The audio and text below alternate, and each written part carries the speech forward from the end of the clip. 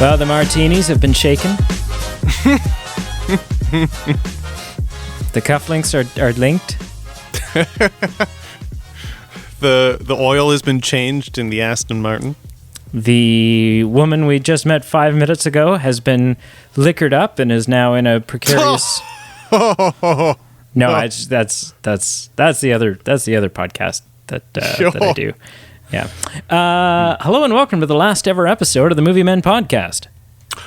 It would seem only natural after we've been waiting this long. I mean, where else do we go? What else is there? Yeah, exactly. It's done. It's over. Exactly. It's we had a good run. I feel good about it. Well, Thank except you for the Roger Moore era, but yeah, otherwise. Yeah, and some of those and Cats. Cats. Listen, so I just want to say this. I have never, and I mean this. I've thought this out. There's a couple of things I've thought out very meticulously for tonight. Item number 1. I have never gone into an episode of this podcast with you with a greater sense of purpose and just like focus and like ever. Like even the episodes where we've like pre-prepared our top 10 whatever, screw those. Sure. This is like I am ready. I am ready to discuss things. I am ready to, which brings me to my second point. I'm going to this is a return to our old system of we have 8 Bond categories. Yes. We've ranked them on a scale of 0 to 10, and we're going to walk through those categories. We're going to give our score. We're going to give some justification for our score, and then we are going to tally all those up, find the average of them all, rather, and that'll be the score that we get. I am very prepared to justify all of my numbers. I'm going to give some numbers that might seem ridiculous, might seem off, might seem a bit extreme in some cases. And I am ready. I wanted to make sure that I wasn't ranking any of these emotionally. Sure. That I was being fair and that I could back up every number I gave, and I think I've arrived at a point where I can do that. Wow. That's it. That is my PSA. And don't do drugs, kids. And if you do drugs, do them with a friend who's not doing them so that they can administer the whatever or call the paramedics or, That's if I've learned anything from Bond, substance abuse is okay. You be smart about it. Yeah. Oh boy. Yeah. You know what? This is truly fun. We went through these episodes. There was a real rush at one point where we were just knocking out 1 a week, sometimes 2 a week, and we used the scale a lot. And I think I took it for granted. And now, I pulled it out of the memory or the time capsule that I left it in, and I blew the dust off of it, and I used it again for this film, obviously, and I forgot how much I actually enjoyed it. Like it gives a consistency. We've talked about this, but I think for a few strategic, logistical, and probably sentimental reasons, it might make a return for future series going forward, and I'm okay with that. Or even an adjusted version. If our podcast in general came down to main characters, supporting characters, soundtrack, plot, and Bond girls, and Bond and objectified women, then I think as a whole, oh yeah, I think we should do it, and for Zendaya's sake, I think we should have it up and running before the new Spider-Man movie. Yep, sure. Yeah. Cool. Listen, disclaimer. We don't give this disclaimer often enough. Actually, it's on my honey-do list to increase the amount in which we give this disclaimer. Okay. Sure. Spoilers ahoy. Oh, big time. We are about to talk about No Time to Die as if you have already seen it. If you haven't seen it, don't be that guy. Mom, stop listening.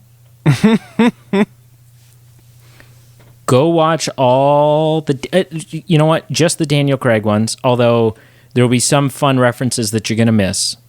But go watch just go watch just the Daniel Craig Bond films. Preach. Including this one. Yes. And then bring your ass back, sit down, and listen. That is from this point on, if you have not seen No Time to Die, this is not a safe podcast episode. I agree. All right. That's, there you go. I've done my part. Listen, so let's, I assume you don't have any trivia. Where this is not... No. It's in that finessed area where it's a new release plus it's a Bond film, so I don't have anything formal. At the end, there's some interesting things that don't fall into any categories that I want to mention, but they might just come up naturally as well. Okay, so 8 categories, being plot, portrayal of Bond, villain, gadgets, fights and action, Bond girls, supporting characters, and Bond song. Yes. And then, as a very special treat, although I don't think this will be the last James Bond movie that we review. And I was thinking about this last night. I saw the movie last night, and I was thinking about this afterwards. I was like, we need to always do Bond films. Sure. Even though the next one will probably be like, somewhere between 3 to 5 years from now. Even if the podcast wraps up in like 3 years or something, 2 years, whatever. Sure. I think it'd be like, maybe, and maybe we don't, maybe just uploading it as a podcast episode isn't super feasible because we've stopped paying our hosting fees or whatever. Whatever. Sure. Then at the very least, there'll be like a YouTube live event where we return the Movie Men podcast reunion every time they release a Bond film, at the bare minimum. Yeah. So, wow. So can I say 2 things? Because the podcasts are about tangents and getting off topic. So I want to divulge in this for 2 things. One, I think that's awesome.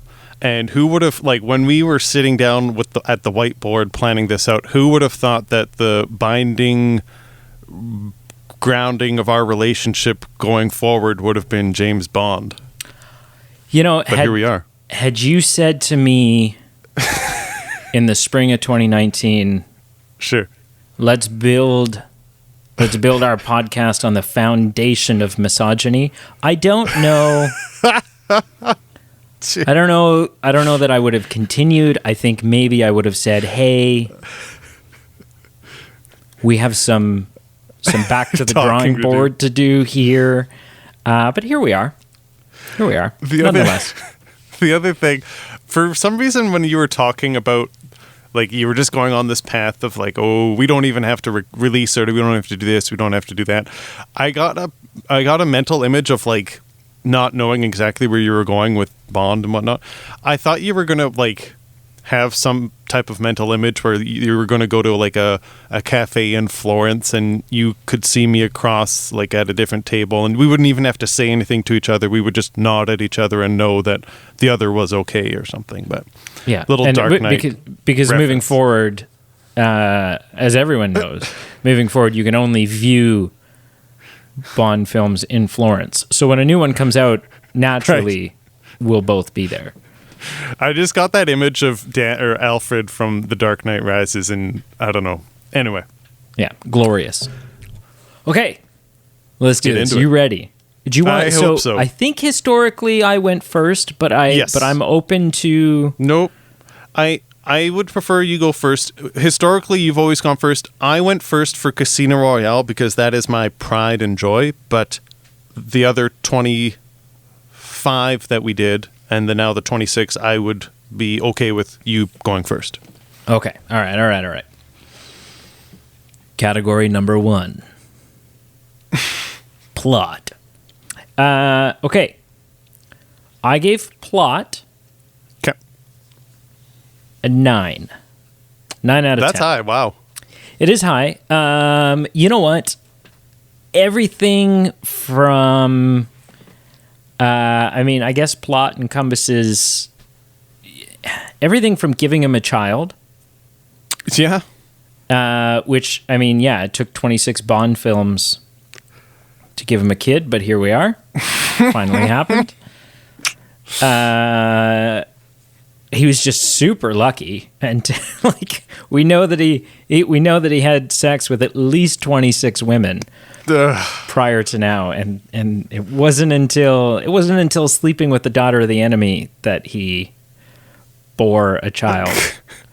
But everything from that to the decision to kill him, to the decision to have him retired and replaced, Sure.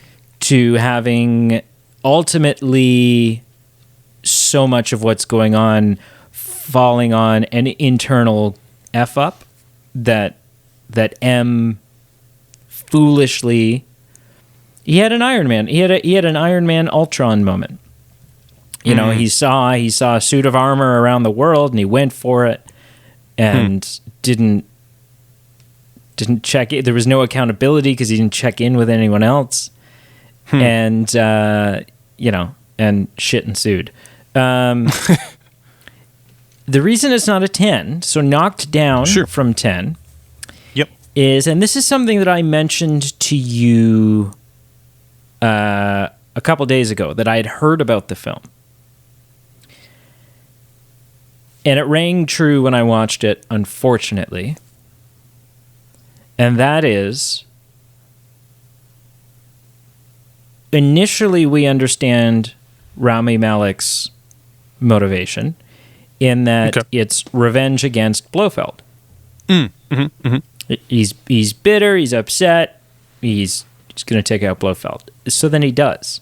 And then all of a sudden it's revenge against the world, or it's just to kill all the world because the world wants subjugation.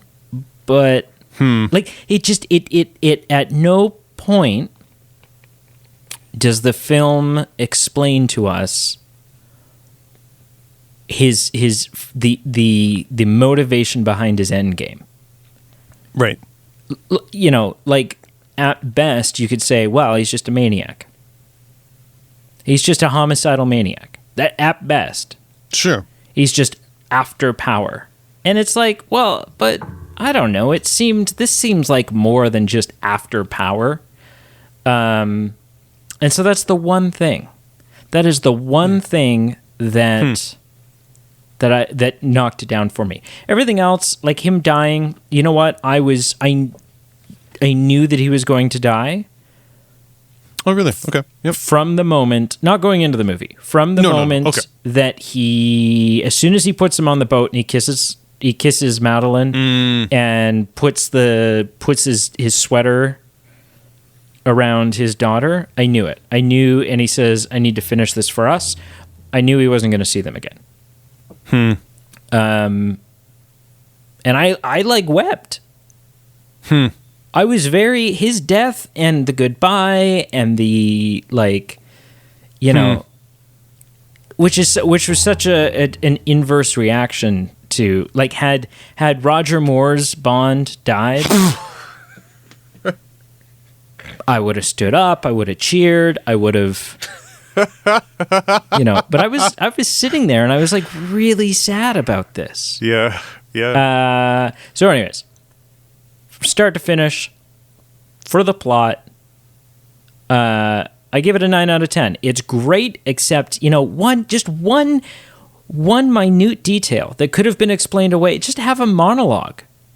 Give him a monologue, or add 2 or 3 lines onto an existing monologue that just explain why he's going after the rest of the world now. Why he's taking out millions instead of just Blofeld and everything that Blofeld represented. Right. So, 9 out of 10. I mean, that's quite fair. I was a little behind you, but I gave it a 7. You know, I don't have any... We've come a long way, both where you're talking about you're emotional when that character is dying or you think he's going to die. We've come a long way. Same with the plot. It was straightforward. It was easy to follow. And, you know, historically in some of these films, that itself was just a problem. You know, it was complicated, convoluted, not really easy to invest in. So this plot was fine. I had some problems with like little bitty things like here on the side and here on, you know, like how Bond survived that explosion at Vesper's grave. I was... How do I say this? I'll tip my hand a little bit. This is going to come up with the villain component, but with the Spectre being wiped off the map, is this what was best for the plot? I mean, we've spent years, both in the Daniel Craig series and in the Bond universe, building up to Spectre and having this story narrative, and then just to have it kind of blown off in the first 20 minutes, and then literally you just have this kind of guy who is his own entity. I just wonder if that hurt the plot a little bit for me. And specifically to your point about where you got emotional at the boat scene, which I agree was a good scene, that just logistically speaking, when that scene occurred and after I saw the film, I wondered why James Bond had to stay. And I just really think that, listen, 007, the replacement we're talking about here, she's on the payroll. Bond is retired. I just feel like she had every right to stay because that's her mission, and Bond had every right to say, I'm going to go take my family and leave.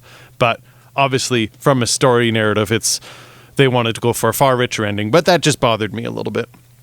The only other thing, and I could be reaching at straws here, when there was all the viruses and the biological warfare and like weaponized smallpox, there were part of me, and I could just be hypersensitive to it, but I was like, okay, there was obviously the financial and logistical reasons that they postponed it so many times, but also like with all these aspects of like, you know, who's being exposed at this funeral, we need to quarantine, and M kind of doing his own public health things. I'm like, oh, I could see how this really, you know, wasn't probably...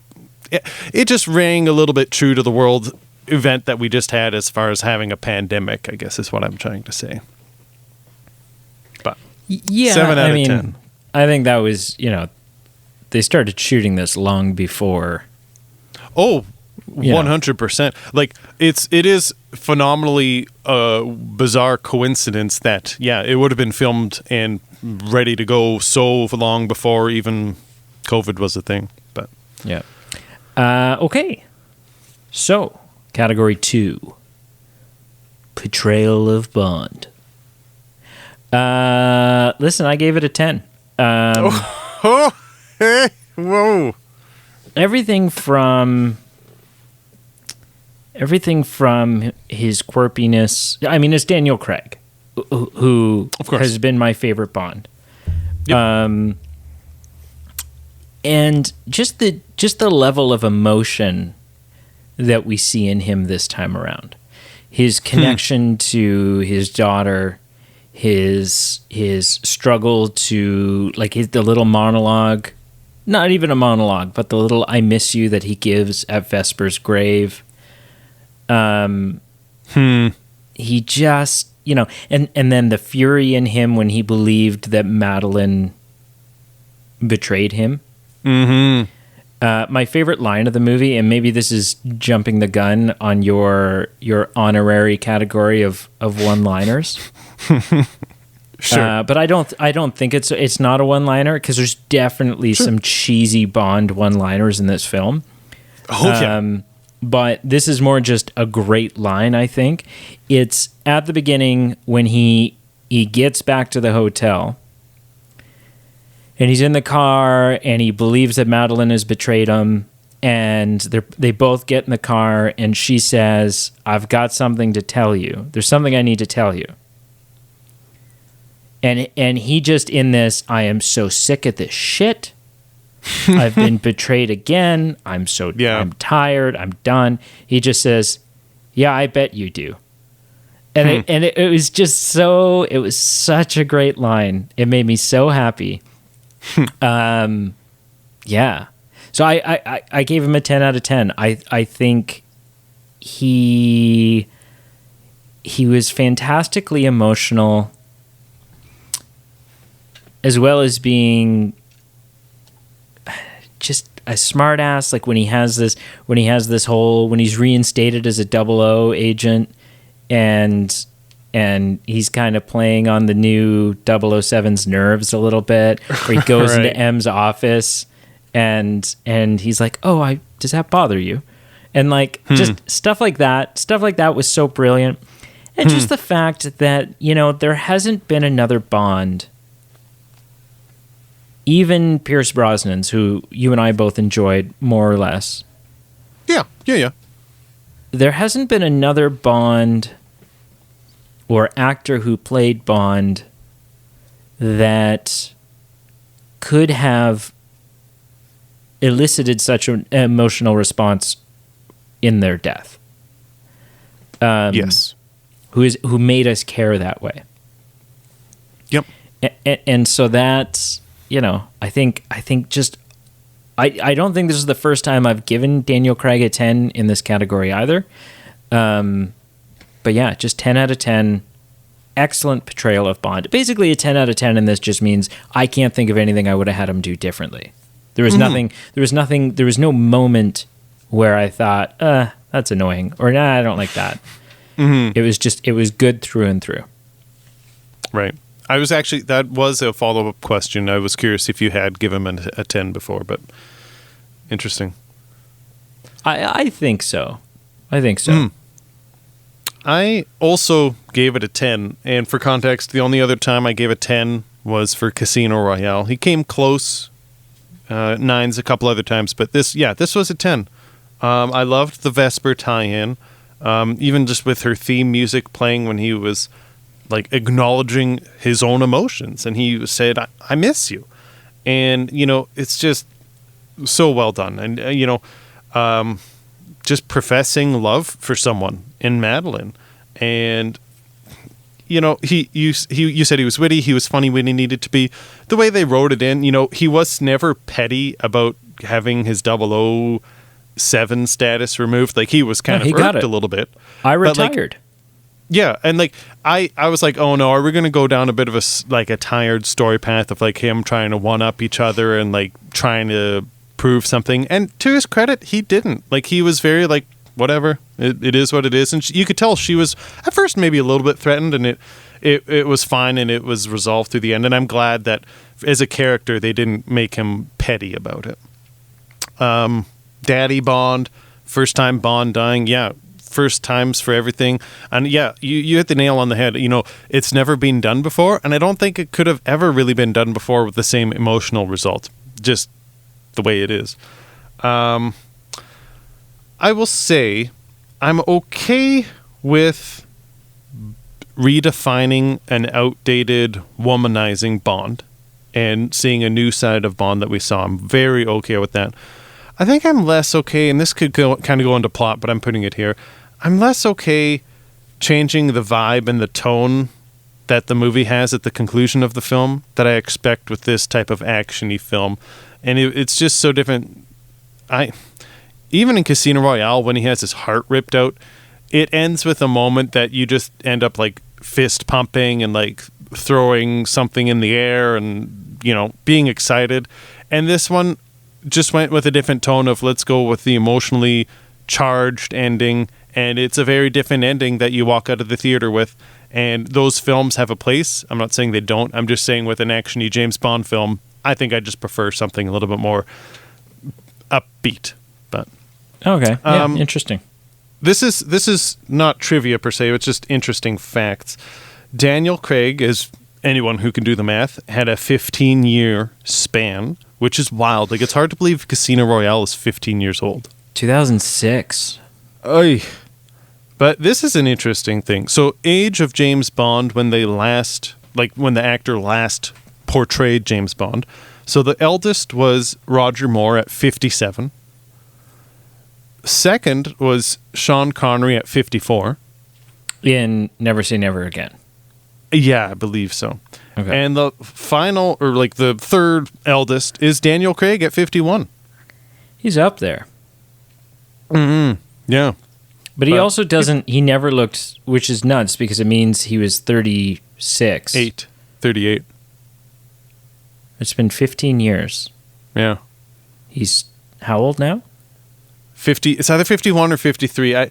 I'm now looking at this. It says 51, but I'm not sure if that was would have when to it was be 53. originally supposed to be released. So either way, 38. He never looked Sure. 38.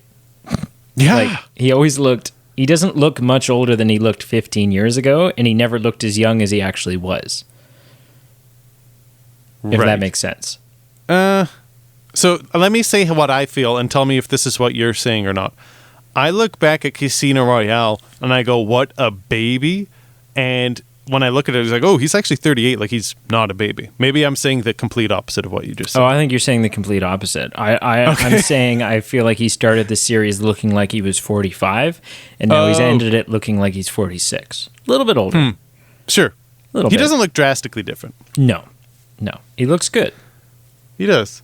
He looks better at 53 or 51 or however the hell old he is Yeah. than I look now. So, That is sure. you know, yeah. I have nowhere to go but downhill from here. Oh. Yeah. Okay. Villain. I gave this a 9 out of 10. Whoa. What? A 9. Okay. So it's, Yep. I mean, it's Rami Malek. So he's incredible. Yes. He is. He's appropriately creepy. Like, I don't know that, like, there was something about, had Blofeld, yeah, so here's the thing. I don't know, I agree. I don't know how I feel about them wiping out Spectre. I don't know how I feel about the final showdown not being with Blofeld. Because I have preached this from day one. Blofeld is the Joker to Bond's Batman.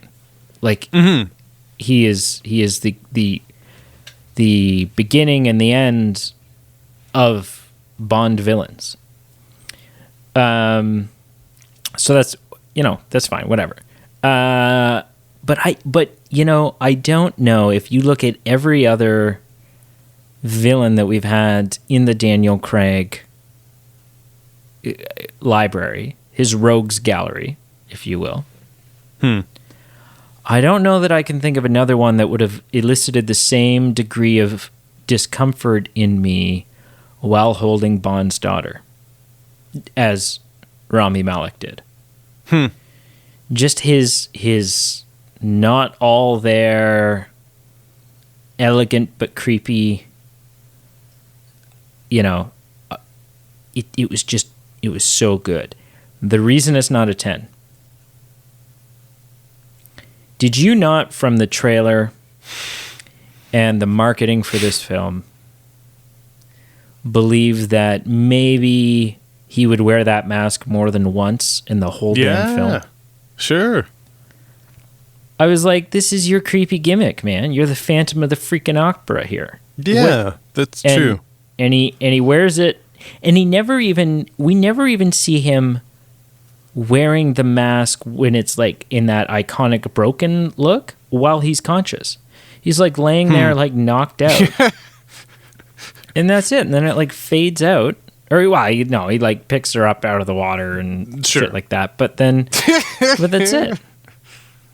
And that's it. And then what? And then we see it again in a box. But we never see him wearing it again. And I'm like, this is like your friggin' calling card. This mask. And the fact that it's deformed and your face is effed up with no explanation whatsoever. Sure. Whatever the hell that is. That's what happens when you pick your acne, boys and girls. No, I don't. That mask, all of that is what takes him from being just a dick or a terrorist and transcends him to the level of Bond villain.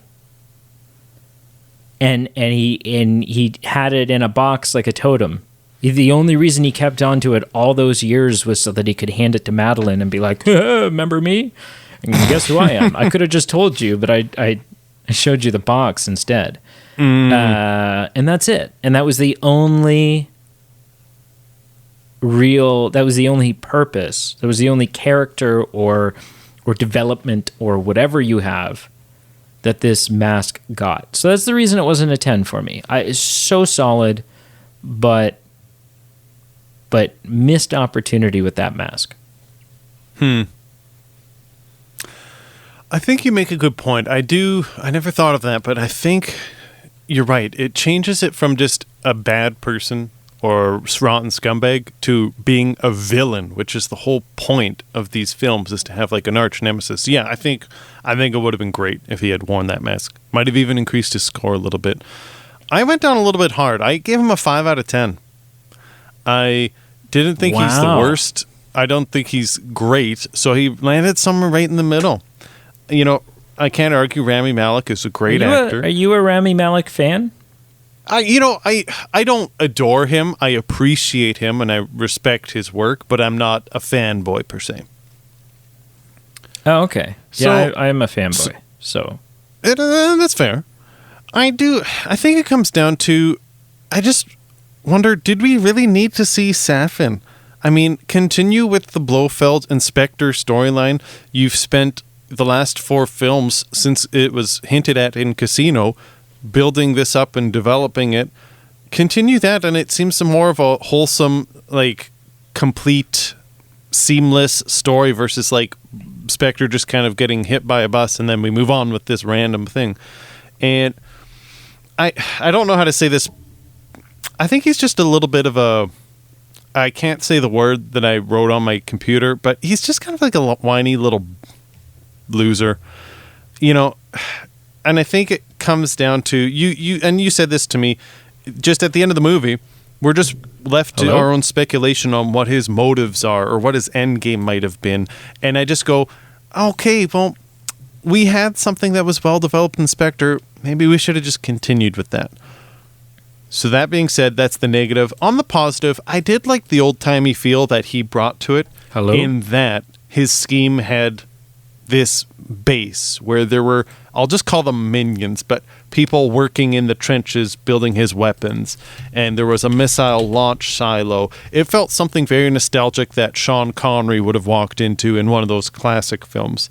And I thought it was interesting and maybe a bit of a nod to the previous historical films, where there was this scene where Malek says, essentially, Bond, you and I are a mirror of each other. Just the only thing is you've made the opposite decisions than I've made. And it's a nod to when we had Christopher Lee say that to him in Man with Golden Gun. So I thought that was neat. But ultimately, yeah, I just wondered why he had to be here. And he seemed to be a bit of a whiny little brat who, I get it, like his family was killed, horrible, awful. But just without any motivation, he's just kind of a little punk. And I give him a 5. So you don't have much love for him at all? No. Okay. That's fair. That is fair. Next category. Gadgets. Now, this is a category that historically I have put a lot of stock in.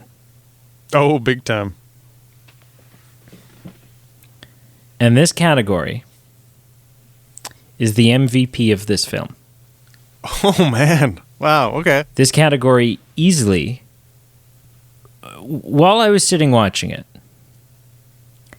I had all the categories in mind, and I was trying to kind of, because it's not like normal when I was watching it at home and I'd have like a pad and a pen and I could make notes.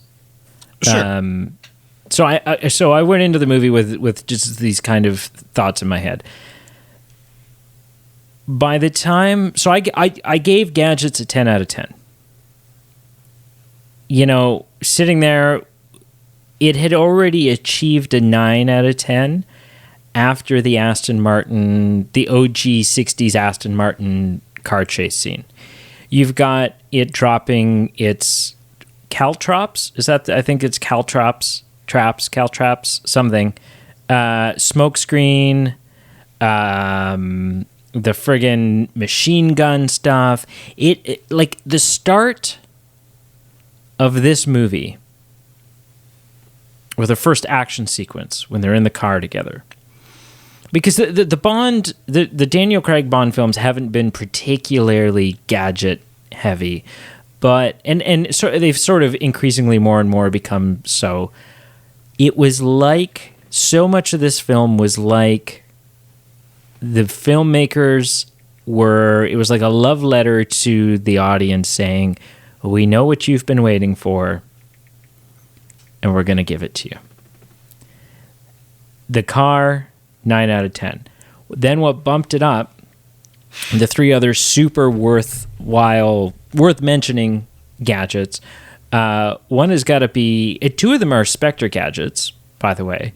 One is the glass cutting laser thing that just cuts the square in the glass perfectly. Just like out of any spy film. That is a quintessential, beautifully executed in this film, spy gadget. The next is the magnetic zero gravity parachute rappel, whatever you want to call it, break your fall thing. That was super cool.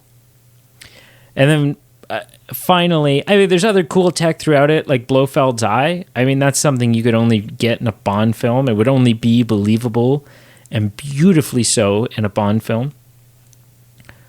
But the creme de la creme, the icing on the cake. A Bond film is not a Bond film without some sort of crucial life-saving, day-saving gadget built into a wristwatch. And so the fact that he has an EMP, the second he was like giving him a watch, Q was giving him a watch, I was like, oh my God, it's happening. He has a watch gadget. Here we go. And there was nothing. There was nothing that I wanted for naught. The movie was, in terms of gadgets, I'm like, I've got goosebumps right now.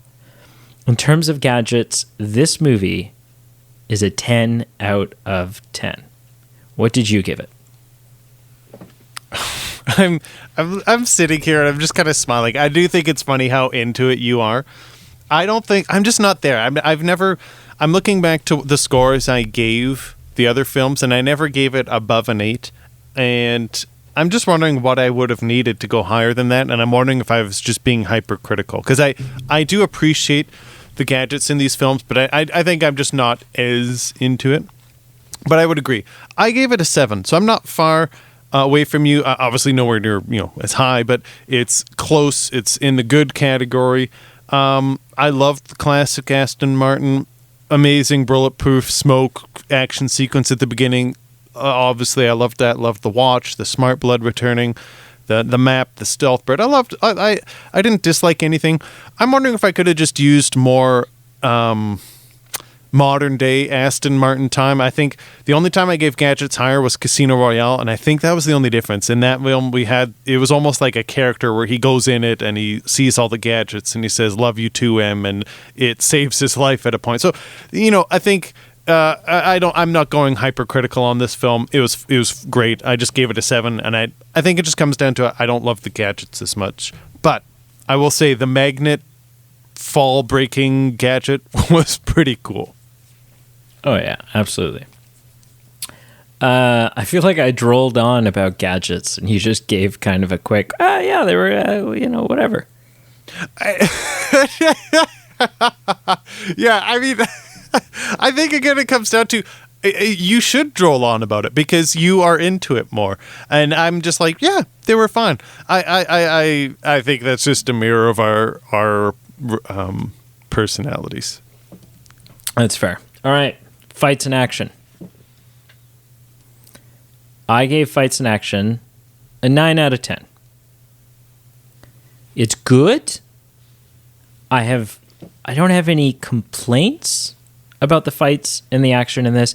There just ultimately wasn't. I'm going to be real brief here. There just ultimately wasn't enough like takeaway moments. There wasn't enough moments where like Bond does something or there's some sort of fight or explosion or whatever it is that really that was really memorable, that you walk away from going, oh gosh, I can't wait to see him do that move again.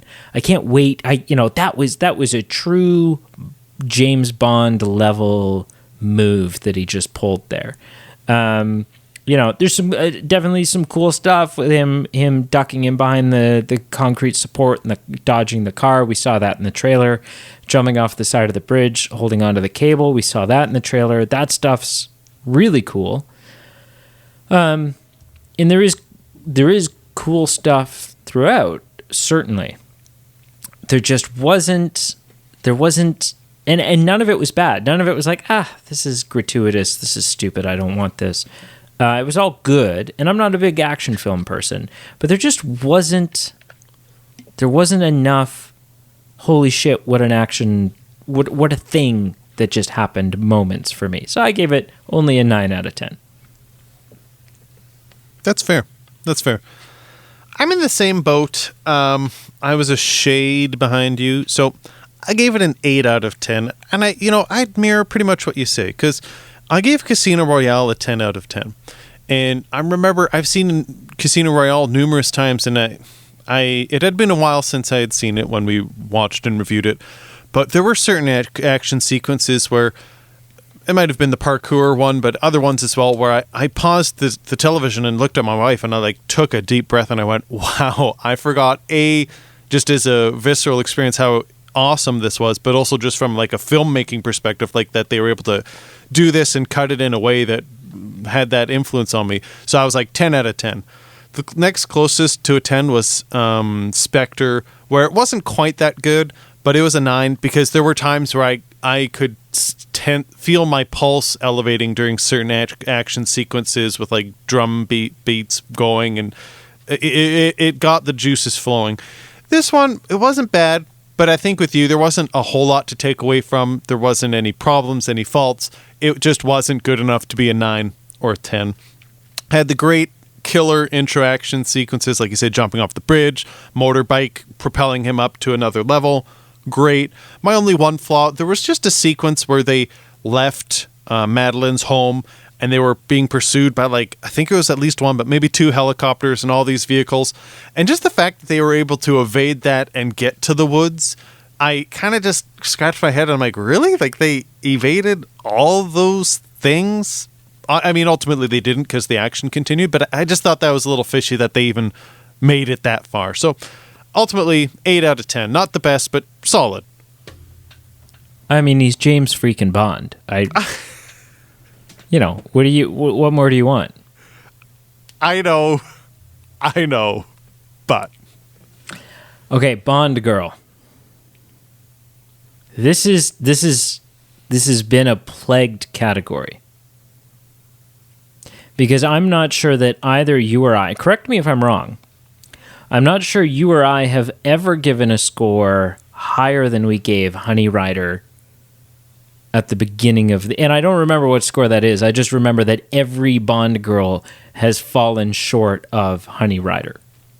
So, for me personally, I don't know what I gave Honey Rider because I didn't actually use this system for the first film. So I don't know what I would give it. So to me, the highest so far has been Vesper Lynd at 10. And I'm curious, I'd have to watch Dr. No again to actually score it, but Honey Rider might be close to a 10. I'm not sure. Sure. Speaking of Dr. No, I just want to point out, I meant to say this with the villains. I spent the majority of this film wondering and half expecting for Rami Malek to end up being Dr. No. He's someone that we haven't seen from the original yet, or from the old, we haven't seen the Daniel Craig version of that villain. And even right up until then, I was like, no, maybe he's not Dr. No. I don't know. And then they were and then his base was on an island, and I'm like, oh, oh, maybe, oh, Dr. No, here we go. And then everyone on the island had like radiation suits on, and I'm like, holy shit, he's totally Dr. No. And then it never happened. So that's my Dr. No story for this movie. Dang it. Right? Bond girl. Either way, I think maybe with the exception of Vesper Lind, because I did love Vesper Lind. I named my cat. My cat's name is Vesper. Good. As Yes. it should be. As it should be.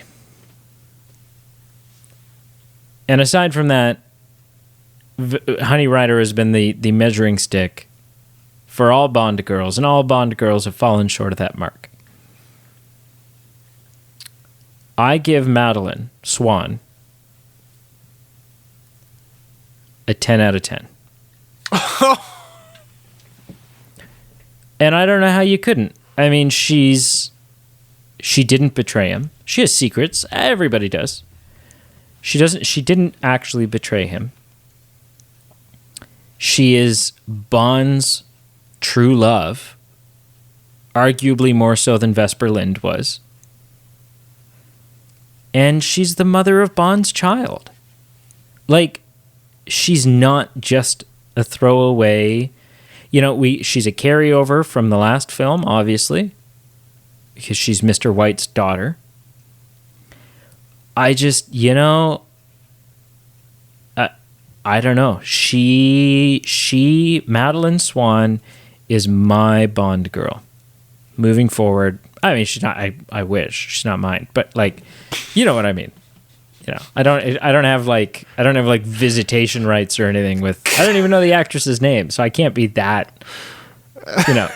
I'm not that in love with her, but Madeline Swan for me was a 10 out of 10.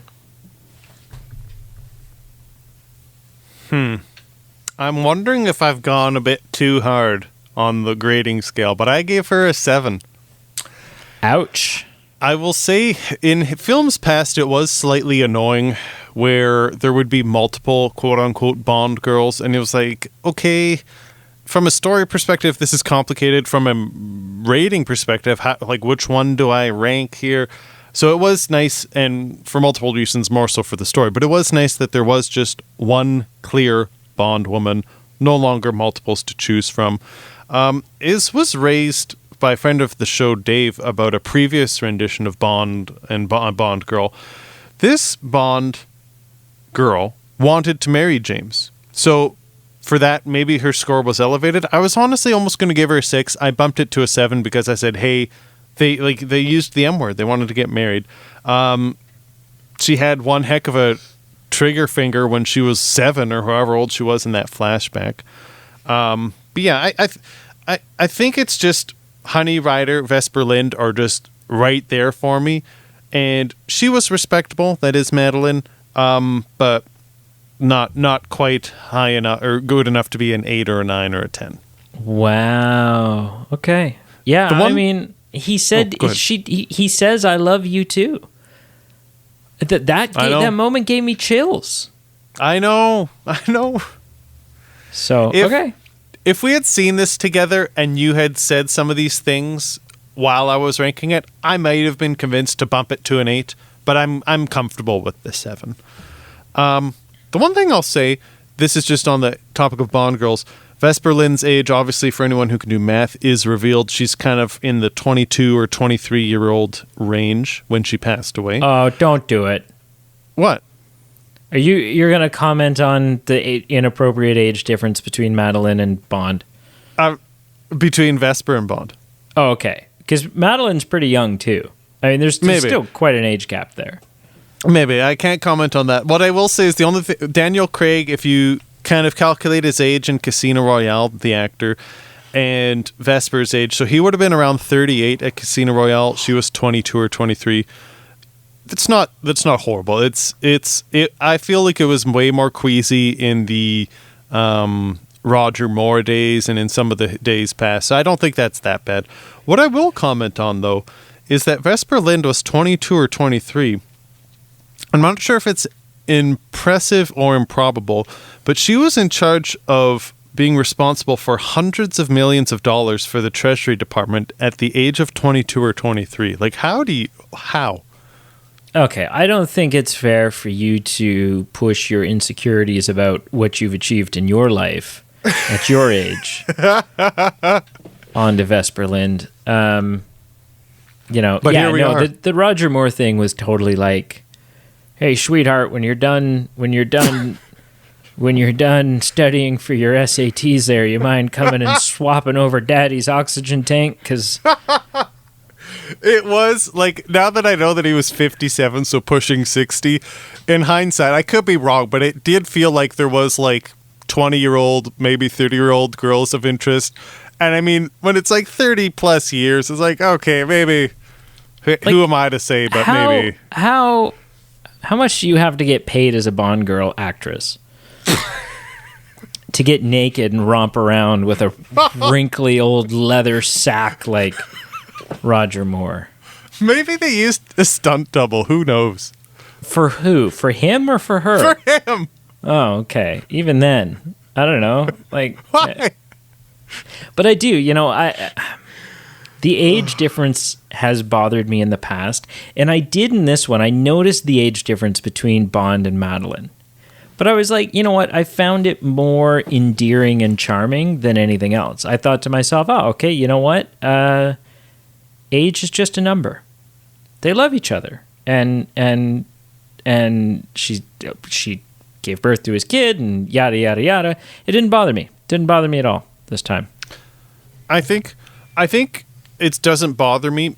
So I can say it doesn't bother me with Vesper. That's the only thing I've given thought to. It never bothered me with Madeline because I never gave thought to it. So that's how I'm okay with it. With Vesper Lind, I think it's just more like a continuity mistake. Like, I just feel like, sure, 38 and 22, 23, there's a bit of an age gap. But I also feel like Vesper Lind, I haven't done the math of the actor, but I honestly feel she was older than 22 or 23. So I'm not sure why they arbitrarily chose that random age for her. But yeah, regardless, we've seen much worse in this series. It's quite reasonable to me. But there we are. Supporting characters. 10 out of 10. I mean, okay, so... Whoa, okay, whoa. Hang on. I told you at the beginning I was going to say some numbers that sounded extreme, but I was willing to back all of them up. And I will just say, you are the person on record on this podcast, this very podcast, who has called me out, Peter, for using 10s way too often. Now, I know this is different. These are overall different rankings. Scales. We're talking overall rankings of films. Okay. Yes. All right. 10 out of 10. Bond's daughter. From her blue eyes to her little bunny to just the impact that she has on him is every moment is amazing. Your frustration and your hatred for M throughout this, because you doofus, you F up, you moron. What were you doing? Moneypenny, as charming as ever. The new 007 was fantastic, and I think the chemistry that she had with Bond was fantastic. Like you said, there was never like a tit for tat kind of moment. It was just, there was tension. There was tension there because of the situation, but it felt like good, natural tension. I have a question for you, though. Please. Are you okay after the passing of your friend Felix? Because that is a rough scene. Yes. And that hits Bond hard. So anyways, for all of that, for Felix being Felix and Q is excellent as ever. Revealed in this one that Q isn't strictly heterosexual, which I thought, you know what, that's a fun, okay, yeah, sure, whatever, that works. That didn't, some people are like, oh, he was never friggin' why? And I'm like, wait, what difference does it make? Honestly, what difference does it make? It makes no difference at all. I'm just sad that he didn't get his date. Like, you know, the one thing, and you know what? I will bleep this out. I will bleep this out in post, but it needs to be said. The second best line in this movie is M's line. After Bond is broken into Q's place, and not broken in, he just kind of barges in. He walks past him, and they do all the stuff on the hard drive.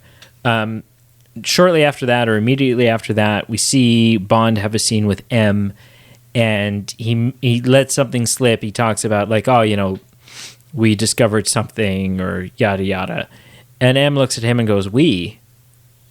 And Bond just looks back at him, and M puts two and two together and realizes that Q, you know, that Bond has done it again. He's compromised Q.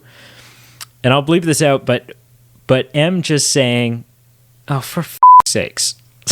Like it was golden. It was so good because you got it. You were like, yes, that is the dynamic of these characters. Bond has a problem with authority and is going to manipulate our supporting characters to his purpose, and it is going to be a thorn in the side of M every single time. 10 out of 10 for supporting characters. What do you got? It's actually a good scene. That I appreciate you reliving it and bringing it back to life. Yeah, I gave this a 9.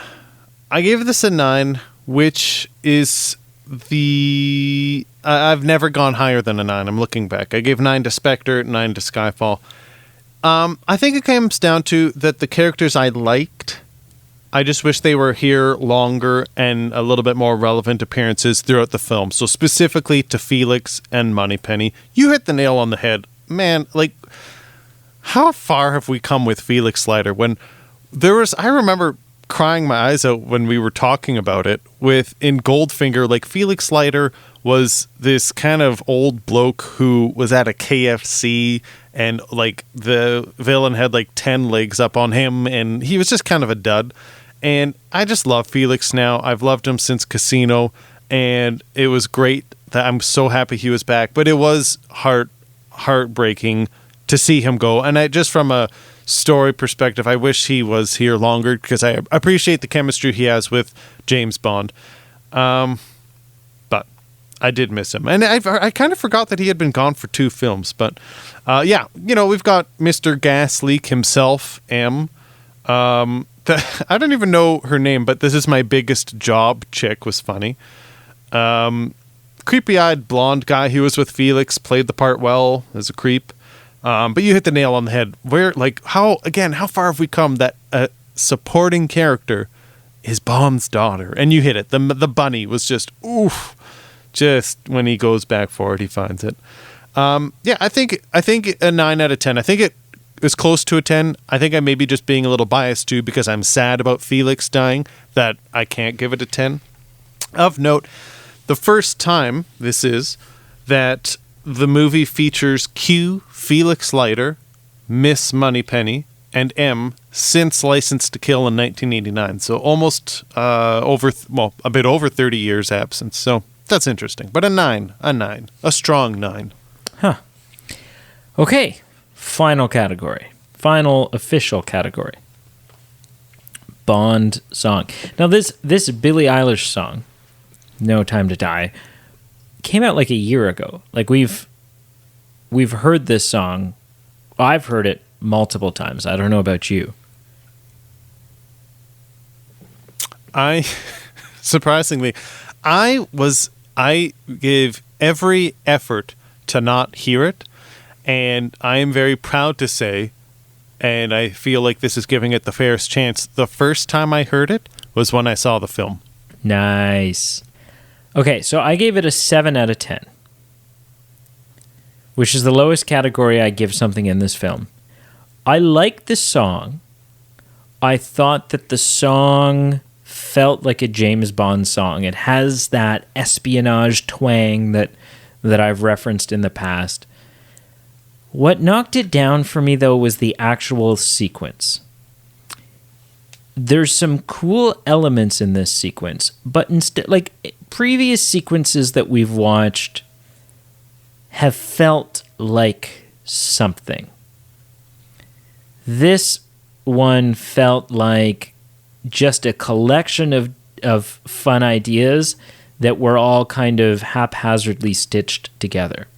There wasn't a lot of throughput. There wasn't a lot of continuity and connective tissue in this opening sequence. And that hurt it for me. I was surprised. I've brought this up in the past in this category. Our gun barrel sequence we get immediately right out of the gate this time. Like it's the first shot of the film. But for the first time ever, it's not the only gun barrel sequence we get, in a way. Because when he's in the facility, there's a shot where he's in a hall and he turns and shoots and does the pose and the music plays. And you're like, oh shit, they snuck in a second gun barrel sequence. Good for them. But yeah, 7 out of 10. I love the song. I don't know what was... There's several really cool elements to this sequence, but that's all it feels like, is a bunch of cool elements. You know, they came up with 40 ideas and then just figured out what order to edit them all together into. So 7 out of 10. You know, you're kind of preaching a bit to the choir. I gave it a 5 out of 10. I really wanted to give it the best chance it could and be immersed in it for the first time during the film, and throughout the whole song I just kind of went meh. I mean, I loved the opening graphics, that there were like those colored dots on the screen, and yeah, the it's Dr. kind of a No flashback graphics. Yeah, and like the previous kind of a flashback to what we've seen historically, and I was like, hey, where's this going? And I think you hit the nail on the head. Like, it does seem like there's just a convoluted pile of things that are like, here's a bunch of cool ideas, no connectivity or, you know, defining purpose to them, and that really kind of hollows them out. So I was very hard on this. As soon as the song finished, I went, wow, that was a real letdown. It's not the worst Bond song. We've had some duds through the years, but it's my worst. In the Daniel Craig, I put it as just as bad as the Quantum of Solace Alicia Keys song, and it's not that good. So, yeah, 5 out of 10. It was interesting, the absolute length of the film before we got to the opening song. It seemed kind of a different pattern from what we've seen historically, but It was at least 20 minutes. At least. It felt like a long time. And I'm not saying it was too long. It was just very different. Yeah. I will say this was a bit different, having Hans Zimmer incorporated, using him for the soundtrack. And I'm not saying it was good. I'm not saying it was bad. But there was definitely a certain action sequence that I was honing in on. I'm like, this is like a riff or like a note or two off of some Batman riffs that I've definitely heard before. And I don't know, like I was like, dude, can you like come up with something a little bit new? But of note, he apparently used some themes and incorporated them from Her Majesty's Secret Service, which is of significance because that's the only other time Bond wanted to get married. It's true, and did. That's the George Lazenby Bond? Yeah. Yeah. He may be my second favorite Bond still. Yeah. He gets a lot of hate. He gets a lot of hate. Yeah. Okay. So that's it.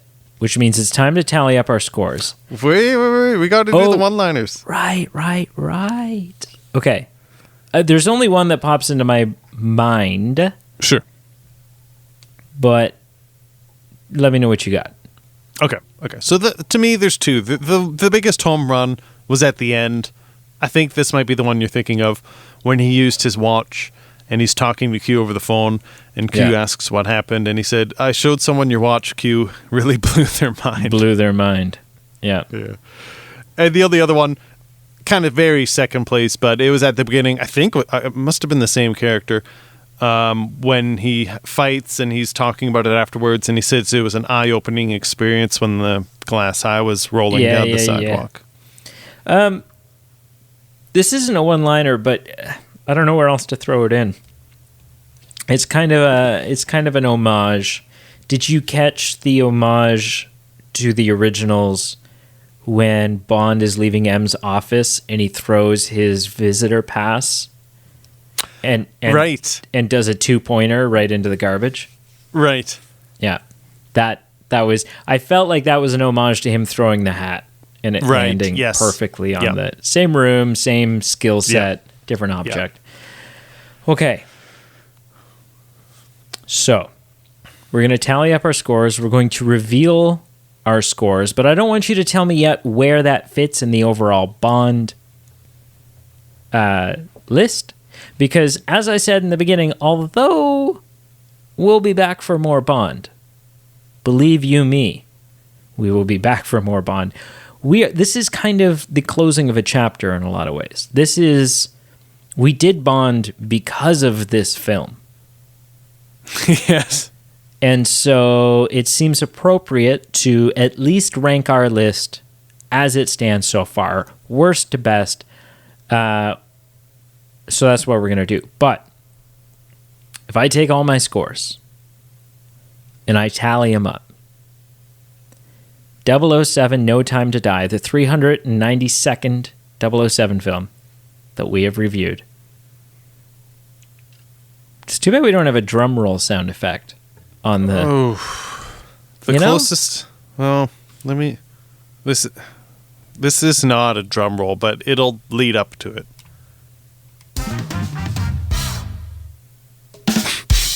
I mean, I feel like that's actual drums. Anyways, this film gets a 9.2 out of 10. Dude. It's a solid, but is it high enough? Is it high enough to edge everything else out? That is the question. We'll have to, we'll wait and see. I don't know if you know. You haven't kept track of my numbers. No. So just your social insurance numbers. Right. Yeah, passport and stuff. But you don't know what that means. I know. The only thing I don't know numbers, but I do remember that Casino Royale, I think, was like your number 2, and Skyfall was your number 1. That's about it. Okay, interesting. Okay, so what do you got? I'm lower, dramatically lower, but still respectable. 7.25, so 7.25. Nice. Okay, so yeah, mine was 9.25. So I rounded down. Sure. Which means I guess 7.25. Yeah, I rounded down to 7 or to 9.2. Or would you round up? I guess you would round up to 9.3. Yeah. I don't know. I think that's what I've done in the past. Sure. Okay, let me just update that. 9.3. Okay. So, how many Bond films do we have here? 1, 2, 3, 4, 5, 6, 7, 8, 9, 10, 11, 12, 13, 14, 15, 16, 17, 18, 19, 20, 21, 22, 23, 24, 25, 26, 27? That's correct. Because there was 25 of them and then the 2 non-Eon ones? Yep. Okay. So, in the 25 slot, the worst film of all time, the worst Bond film of all time, I have Never Say Never Again. What is yours? The Man with the Golden Gun. Wow, you hated on that.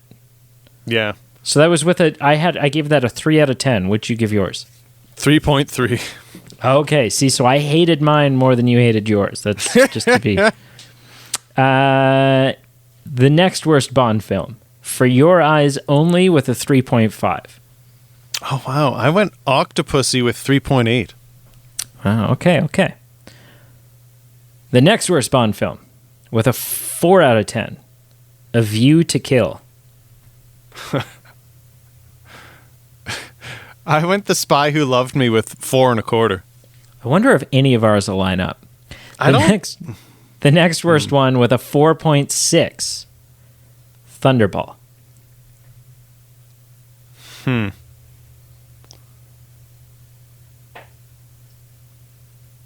Now, I'm just looking. The other non-Eon one was Never Say Never Again. Is that correct? Correct. Okay. So my next one then is You Only Live Twice at 4.25. Okay. I'm including the non-Eon ones. Ah. Are you not? I'm not. Sorry. We should probably start this over because I thought you said starting at 25. Oh, no. Starting at, I don't know. Starting at whatever. I mean, my worst one was Never Say Never Again. Let's start over because I totally skipped one. Okay. All right. I'm going to edit this out. Hang on. I totally thought you said 25. I'm like, oh, I guess we're skipping the non-Eon. Okay. So the worst Bond film of all time, according to my list, with a 3 out of 10, is Never Say Never Again. The return of Sean Connery and the non-Eon Never Say Never Again. My worst at the 27th is the crappy Casino Royale with a 3.1. I figured that would be. I bet you hated that thing. I hated it. Hated it. So bad. Just for reference, you gave it a 3.1? Yep. If I'm looking at my list here, I gave it a 7.1. Dear Moses. Yeah, it was a dramatically different. Oh. But remember, I always said that we weren't going to count that one, kind of. Yep. Because it was like, I liked it as a parody. To me, it was like an Austin Powers film, almost. Sure. Okay, my second worst film in the 007 franchise is 3.5 with For Your Eyes Only. Okay. Mine, I didn't hate it as that much, but my next one at 26 was Man with the Golden Gun at 3.3. Okay. The next best Bond film, if you're going to sit and watch a Bond film, because that's what this was the search for the quintessential Bond film. Yep. A View to Kill with 4 out of 10. I didn't particularly like that movie, but I liked the song because it was a Duran Duran song. My next worst at 25 was Octopussy at 3.8. I wonder if any of ours are going to line up. I seriously doubt it. Yeah. Next, with a 4.6, Thunderball, which we both hated. Thunderball was terrible. Oh, yeah. My next was The Spy Who Loved Me at 4.25. Okay. All right. Next up, with a 4.9, we have Octopussy. My next is You Only Live Twice at, again, 4.25. Wow. Okay. 5.1 From Russia with Love. Yeah, okay. My next is Dr. No, and it's at 4.4. That one's an asterisk because, again, we didn't use our grading scale, and I do feel that it probably would have gotten a bit higher if I had used that. I ranked it just as a normal film, and I think just because it had the flaws of being a film from the 60s and was just kind of corny, I went a bit harder on it. But regardless, that's where it landed. Dr. No at 4.4. The Spy Who Loved Me with... Oh, no. Sorry, I'm skipping one here. My next one is Dr. No with 5.3. Okay. My next one's Moonraker at 4.5. They're so bad. A lot of these I don't even remember either. Like, I remember snippets, but they all kind of blend in awfulness. Next up with 5.6 is The Spy Who Loved Me. My next is Never Say Never Again at 4.5. Wow, that ranked much higher for you. That was my worst one. It was bad, but again, I thought there was worse. Next on the list, also with 5.6, so it could be interchangeable with the last one, is License to Kill. Oh, wow. Okay. My next was Thunderball. I also hated it. I give it a 4.6. Yeah, but you liked it better than a lot of these others. Holy crap, man. Okay. It's hard to tell. 5.9, we have Moonraker. At 4.8, I've got The Living Daylights. So, what I'm noticing, regardless, is on average, I ranked these films higher than you. Big time. I haven't My even hit scores are fives bigger. yet. No. What one did I do? Okay. Next up, 6 out of 10, which is basically just carried by the Bond song. We have Live and Let Die. Oh, yeah. Oh, yeah. My next at 4.8 is A View to a Kill. Okay. All right. Next up, also at 6, so again, could be interchangeable with the last one, I have Die Another Day. Yeah, that one was pretty bad, eh? Yeah. I'm close. In a couple films that's there, so we almost overlapped. My next is Diamonds Are Forever at 4.8, and I do distinctively remember that song, and I remember the ending because I think Sean Connery did some badass like flipping of the bad guys off a boat at the end. So Is Diamonds Forever? No, which one? Which one is the one where he like goes Japanese makeup and like moves that's to Die Japan? Another Day. Oh my god, what a friggin' it's like anyways. Okay. Next up with 6.1, I have You Only Live Twice. This is where I have For Your Eyes Only, and I finally hit 5 out of 10. All right. Next up, I have For Your Eyes Only was my second worst Bond film. We had polar opposite tastes here. Next up, also with a 6.1, so again, interchangeable with the last one, is On Her Majesty's Secret Service. Okay. For Your Eyes Only was higher. I think that was one of the very few I had seen, so nostalgia definitely popped that one up. At 14th, I've got Die Another Day, again at 5. All right. 6.4, Goldfinger. Oh, yeah. There you go. At number 13, I've got Quantum of Solace, again at 5. Ooh, that's low. Okay. Yeah, it's a bit of it's the clunker of the Daniel Craigs, that's for sure. That's for sure. Is that the one where it's like, are you wanting my oil? No, I just want your water. Is that one? That's the one. All right. Next up, also with a 6.4, so potentially interchangeable, is Diamonds Are Forever. My 12 is From Russia with Love at 5.1. That's high. Okay. Also with 6.4. So we have 3 that are 6.4. Could be, any which order you want. The Living Daylights. My 11th is On Her Majesty's Secret Service at 5.25. Perfect. 6.5. We have The Man with the Golden Gun. Oh, wow. You didn't mind that one. No, I think because of the Golden Gun, it was... Yeah. I think it was just Bond gimmicky enough. I think the villain ranked high that time. And you got Christopher Lee. Yeah, right? I mean, Yeah. what are you going to do?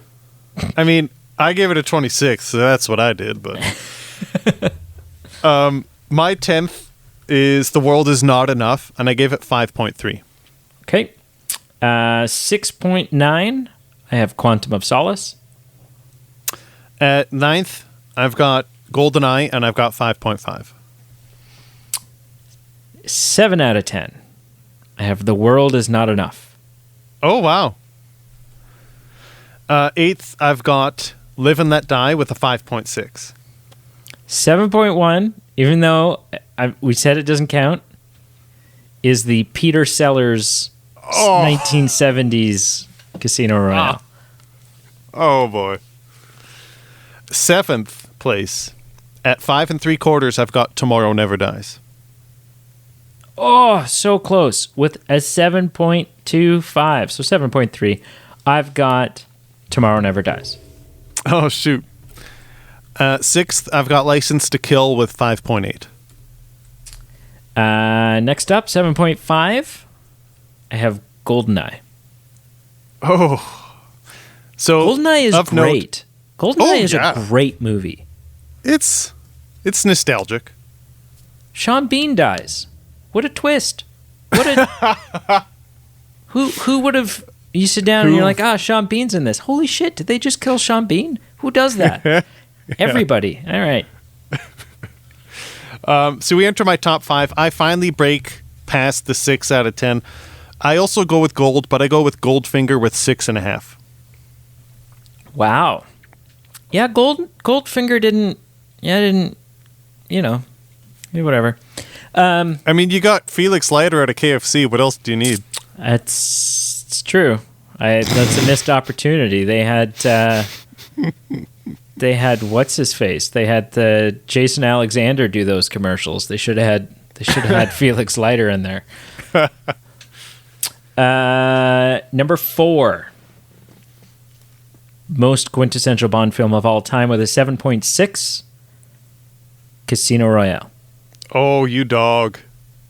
That's high, though. That's out of all those films. I am acknowledging... Yep, that's fair. I am acknowledging quality.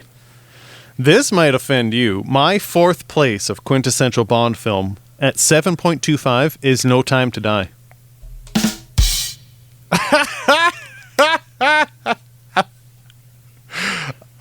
No, that works. I mean, you know what? Yeah.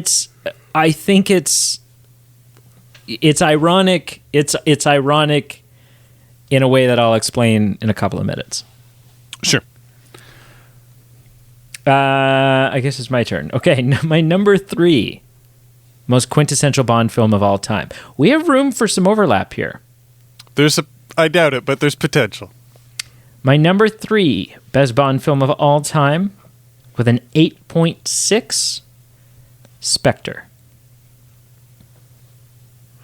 My number 3, which also starts with an S, at 7.5 is Skyfall. The film that, as far as we know, is my number 1. Right. Yes. It's so good, man. He's got his own Alfred.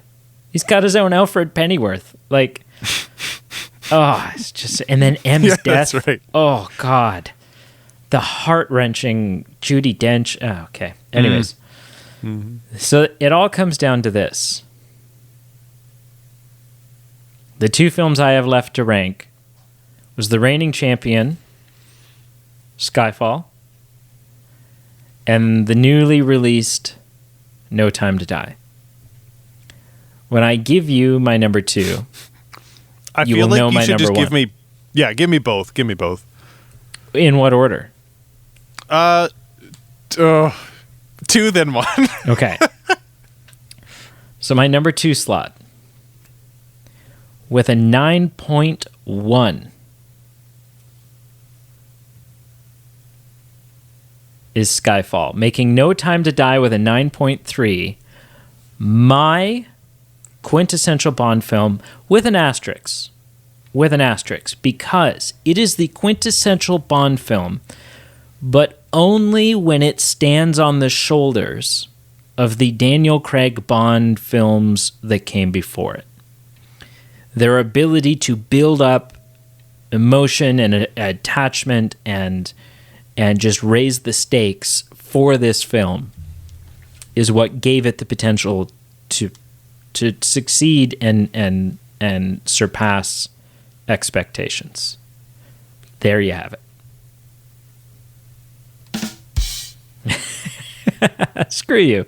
That's my joke. My finger slipped. No.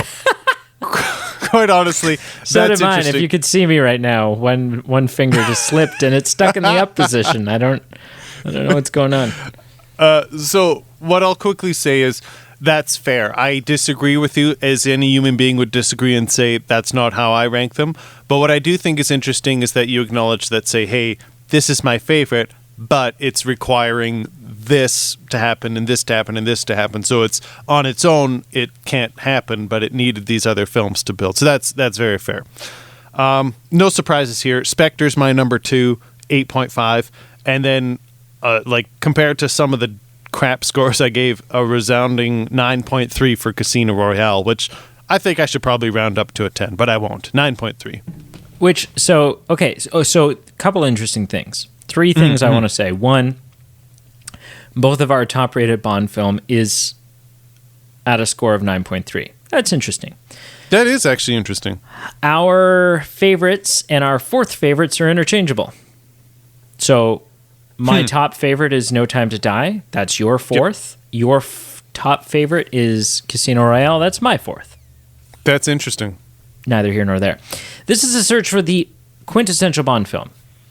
And although I think No Time to Die is the best Bond film, when standing on the shoulders of the others, we have used the wording several times in the past that if you can only watch one Bond film, which one should you watch? And the fact that No Time to Die succeeds in the way it does because of the build-up means that if you can only watch one Bond film, No Time to Die is not it. It just isn't. I would say, if I'm looking back through my list here, of films that don't need previous context, if you can only watch one Bond film, it's my number 4 slot, Casino Royale. So if you've never seen a Bond film and you can only watch one, Casino Royale is the way to go. Yeah. No, that's interesting. Not only because Pat's like it's happy ears that hear it because that's my choice, but you do make a really good point. I think Skyfall comes close, but there's still enough of it that if you were only to watch it on its own, you'd go, oh, but what's that or this or that? And yeah, I would agree. Of the 4 top ones, Casino Royale, at least if you popped it in the DVD player without any explanation, you'd be fine. Abso-freaking-lutely. Do you... I don't... You know, I don't know how I'm going to enjoy any replacement actor. I don't... Like... I feel like... And I haven't been around for other Bond turnovers. Mm-hmm. Or I have... Like, you know, I was around, obviously, when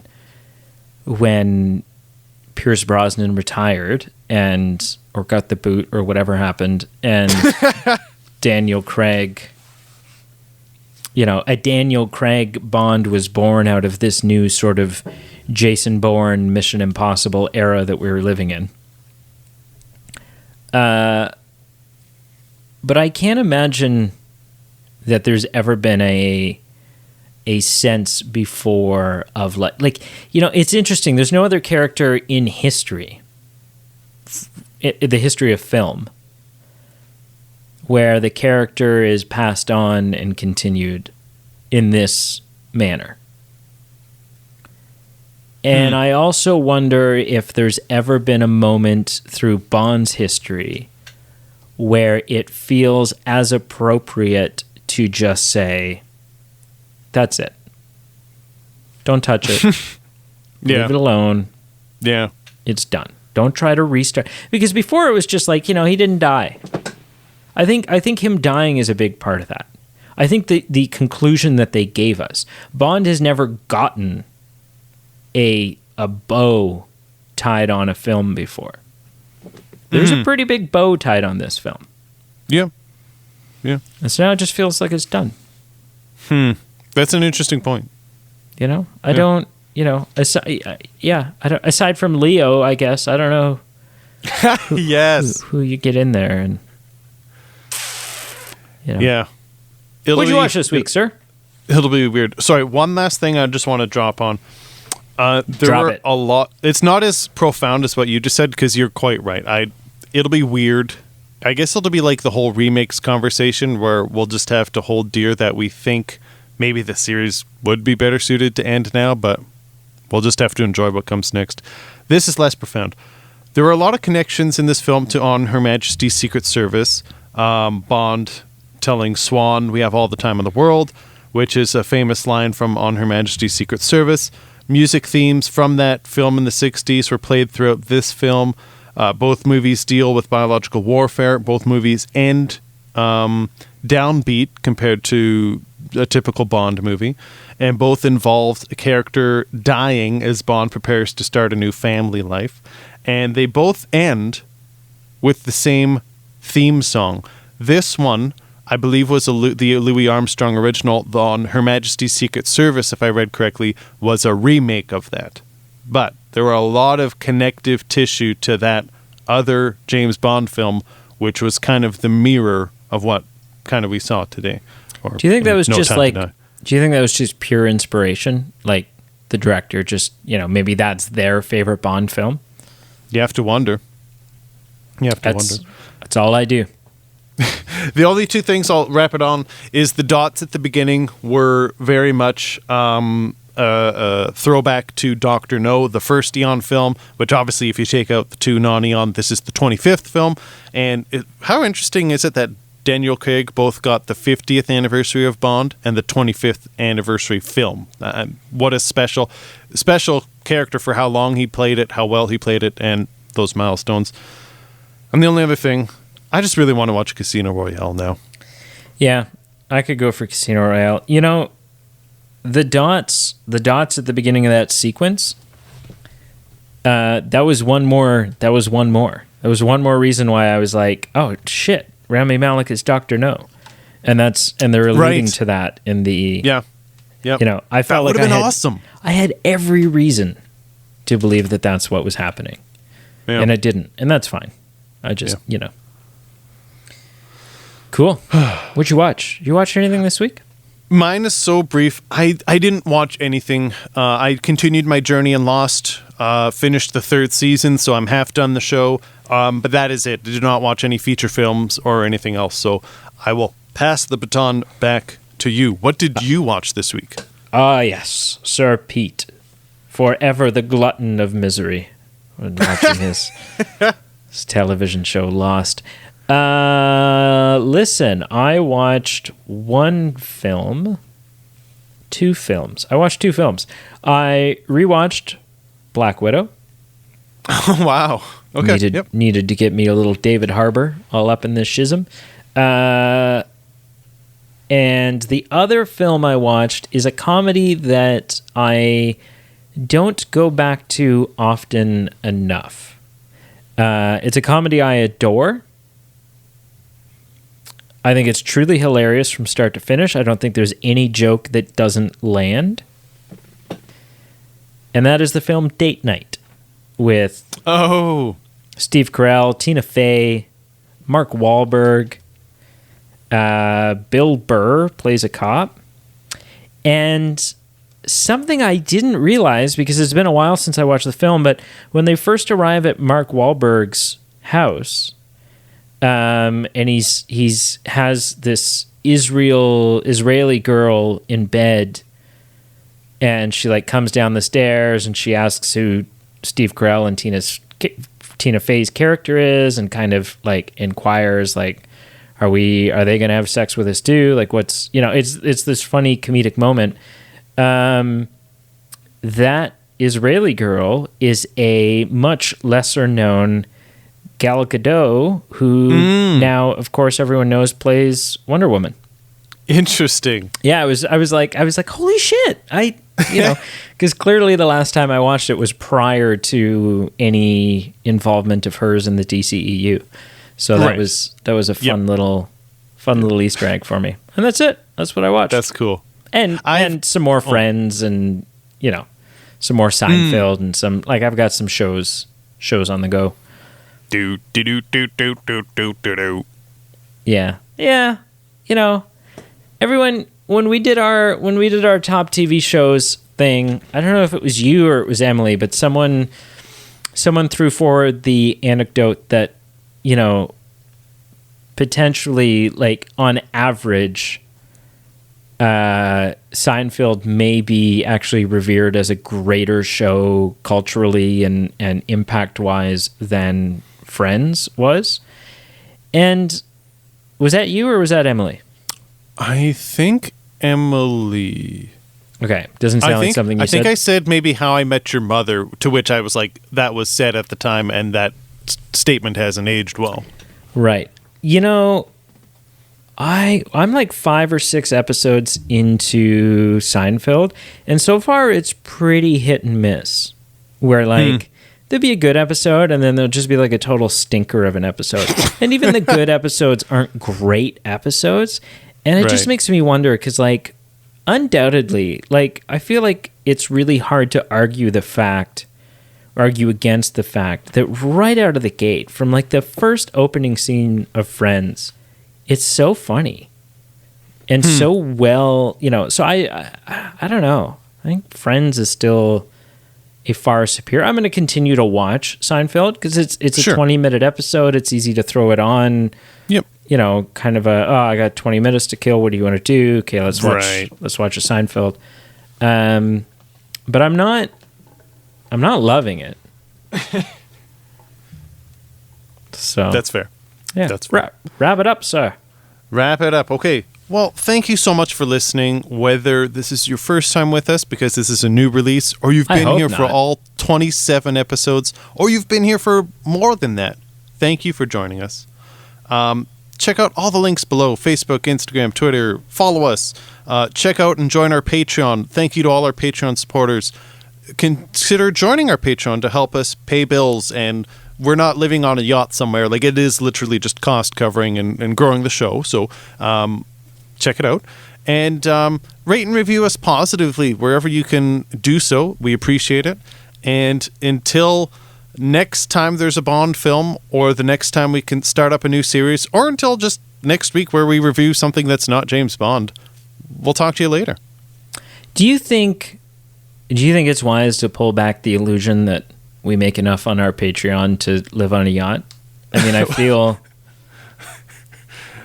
Listen, everyone says, oh boy, it must be nice.